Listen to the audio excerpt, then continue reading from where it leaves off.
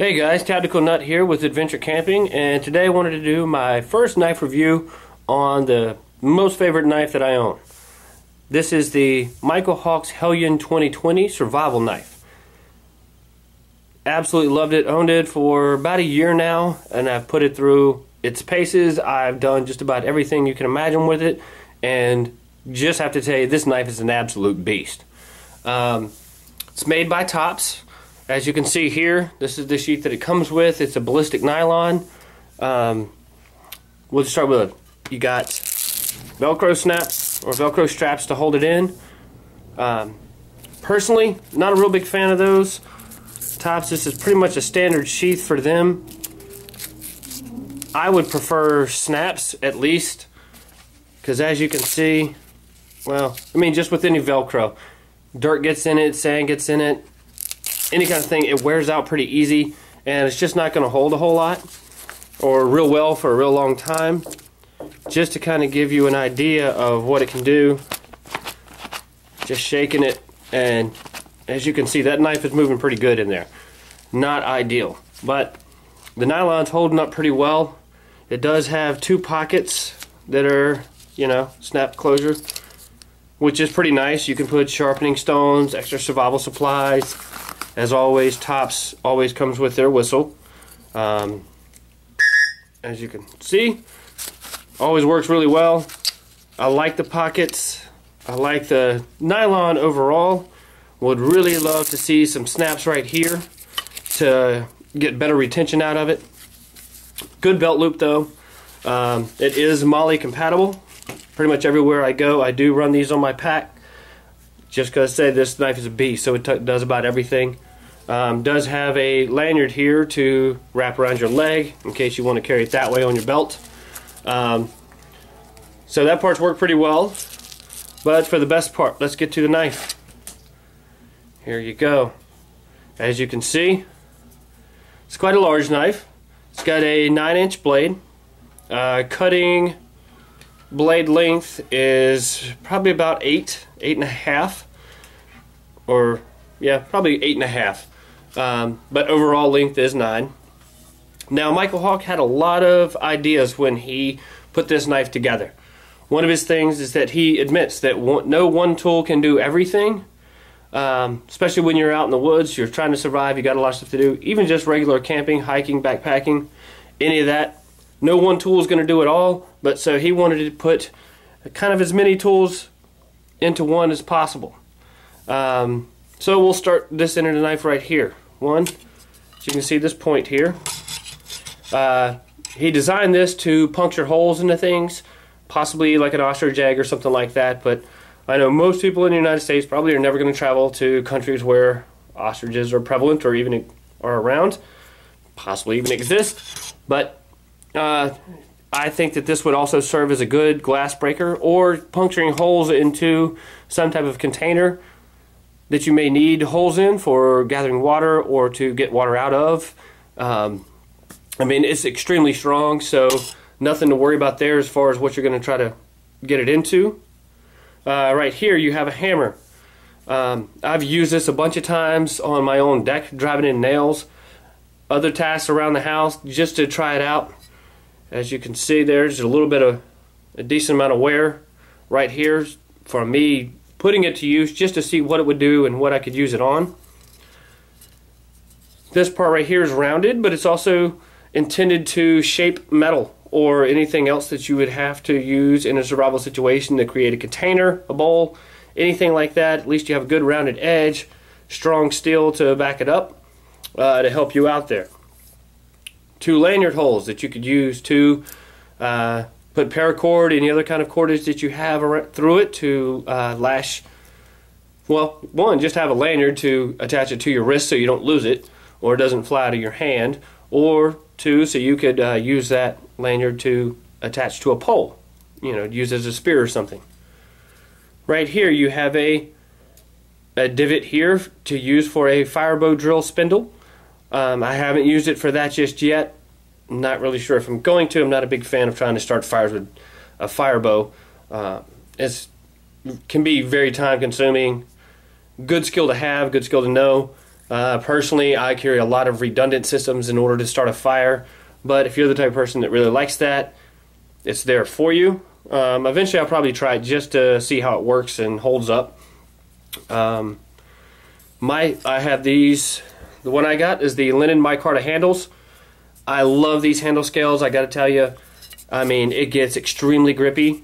Even when it gets wet, like right now there's snow outside and stuff. I was using it last night, thumping on some logs, tree trunks, everything else, and I tell you what, it's almost like the wetter it gets or whatever you get on it, the grippier it gets. So that's been really cool. Love that so far. So let's come to the blade. Made out of a 5160 high carbon steel. Lanyard, well, finger guards right here, but they would also serve as attachment points for lanyards to secure it to a stick or whatever.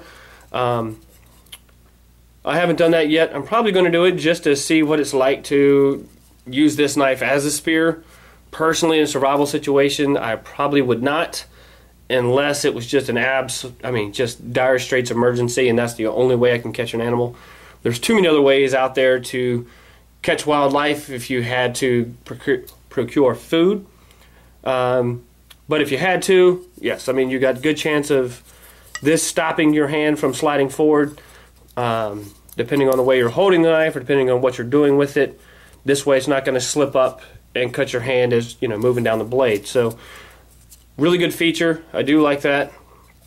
As you can see, Mykel Hawke signature, name of the knife. The sawback design, I like that. It's good for sawing a notch into wood or something like that. As far as sawing off a log or a limb or something like that, not highly effective by any means, but it would work in a survival situation. As you can see, the teeth patterns, they are really thick. The knife itself is 3/16 of an inch thick. Durable as you could possibly imagine. I mean, I got to tell you, I would bet my life that I could hang from a cliff holding onto this as my life-saving device. I have no doubts that this would hold me or pretty much anything else, you know, of a reasonable weight anyway. Now, blade. Right here, Mykel Hawke designed this part as a backup blade. So in case the other parts of the blade get overused and start to get dull, you have at least a backup blade right here. Now the only problems I see with that is you have a lot of dead space right here, which is nice. The saw here, backup blade here. Well, when you're batoning with this on all different types of wood and stuff, one, the sawback, I mean, I'm not a huge fan of sawback knives. This one is effective, but you're kind of eating up your batoning stick, which in a survival situation or even in a camping situation really is no big deal, because I'll just get another one if it starts to tear up.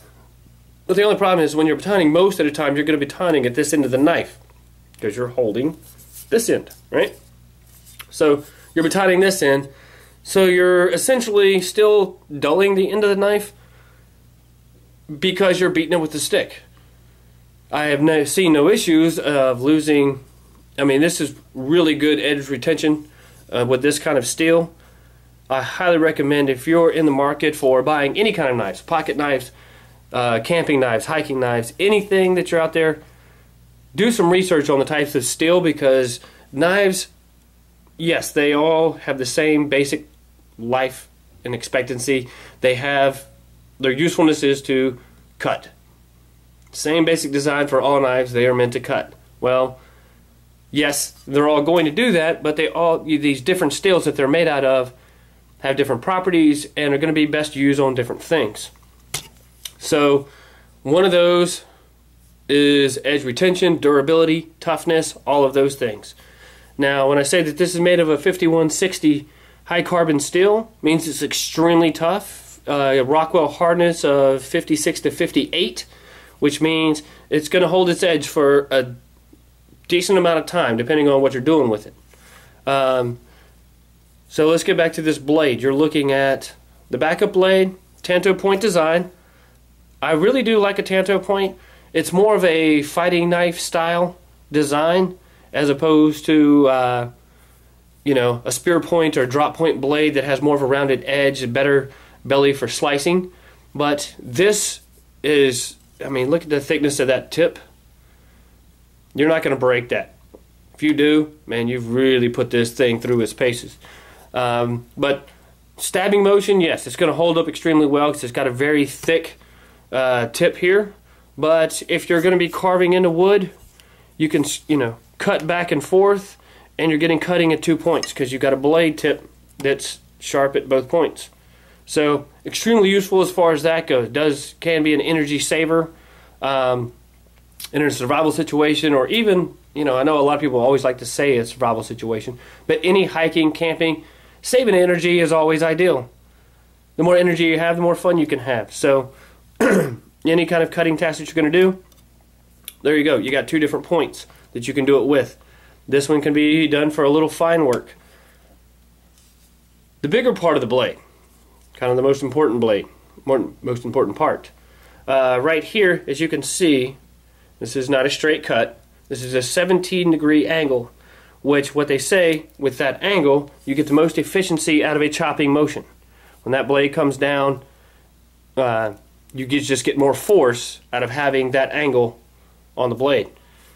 I've done a lot of chopping with it, and yes, it's not as good as an axe by any means. But I'll tell you what, this thing will chop like you wouldn't believe. I've been highly impressed at how well this thing will chop. I mean, I've gone through some pretty thick logs pretty quickly with this thing. Very impressed with it so far. Now at this area right here, where that angle starts, is incredible for notching, for making and shaping tips of sticks and stuff like that. If you were going to make a fire bow, this would be great in this area to put the tip at the end of your spindle or anything else, or even if you're doing a spear, cutting, shaving, anything like that. I mean, that tip does, or this angle right here does really good for shaping stuff. This part right here, great work for your fine, detailed work. As you can see, yes, you have a finger guard here, but it's still no real issue for choking up to do your fine work. Great finger control right here. Ergonomics Excellent. I mean, it fits in your hand, I mean, perfectly. It feels really good. I mean, for all kind of motions, like I said, for doing carving, chopping, anything like that. I mean, there's not a part of this knife that I don't like. But with everything that you get, this is a fairly heavy knife. I think it weighs in about 17 ounces. So, you know, ounce over a pound. So depending on how much and how used and how strong your arms are, or I should say hands, your hands can get fatigued depending on how used to all these tasks you are doing. For the most part, mine have been fine for all the tasks that I have to do, but like I said, for extended use, a knife of this weight will start to fatigue your hands, but for what you're getting out of it, to me, my opinion, it's worth it.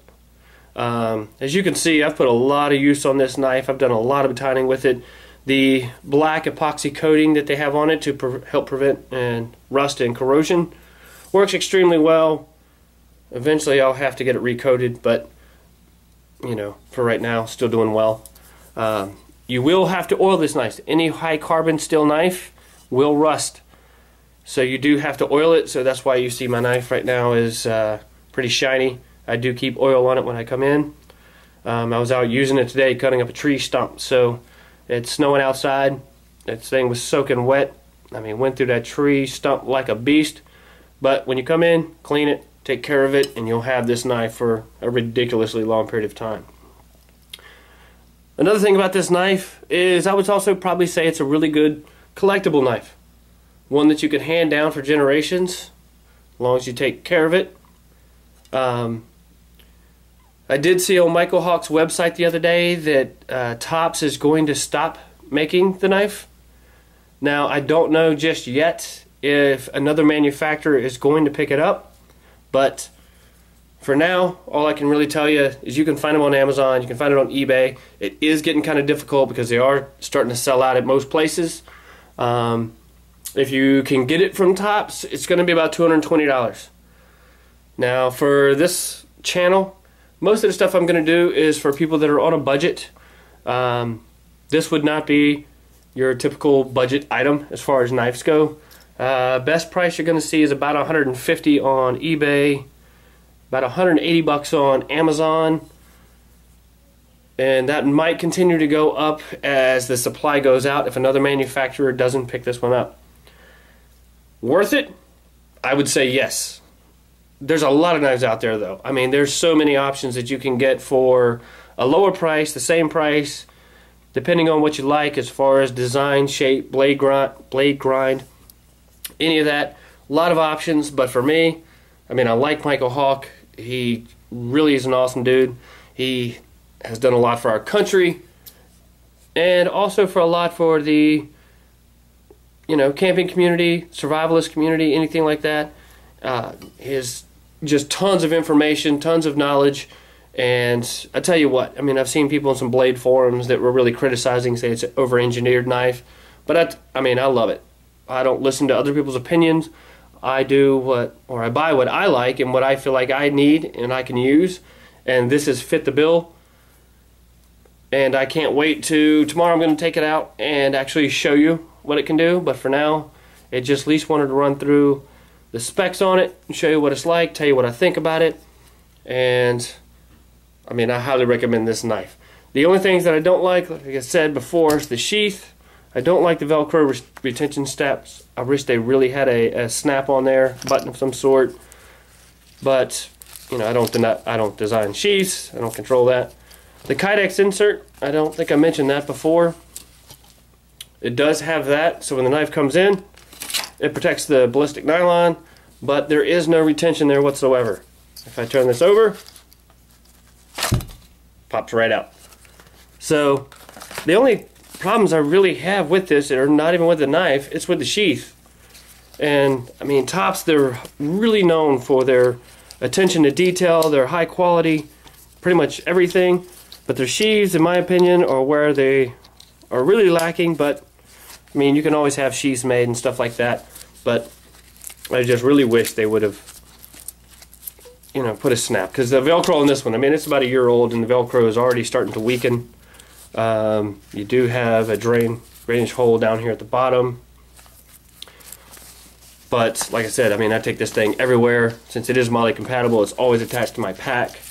I do see some people say that they will fold down the sheath like this, just to make it a little bit smaller or to attach to other things. Personally, since mine's always on my pack, I just leave it as is. And I think that if you get one of these, you will see the benefits from having it, really enjoy it. And this thing is an absolute tank. I think it's, I mean, indestructible. I mean, I don't even know how to describe it. I mean, I've just beat the mess out of this thing, and it's taken everything I can give, and I know it's just going to keep on going. So, alright, that's it for this review. Hope you liked it. Stay tuned. Hopefully tomorrow I'll get out and do some demonstrations with it to really show you what it can do. That's the most impressive part. But for now, be prepared and have fun.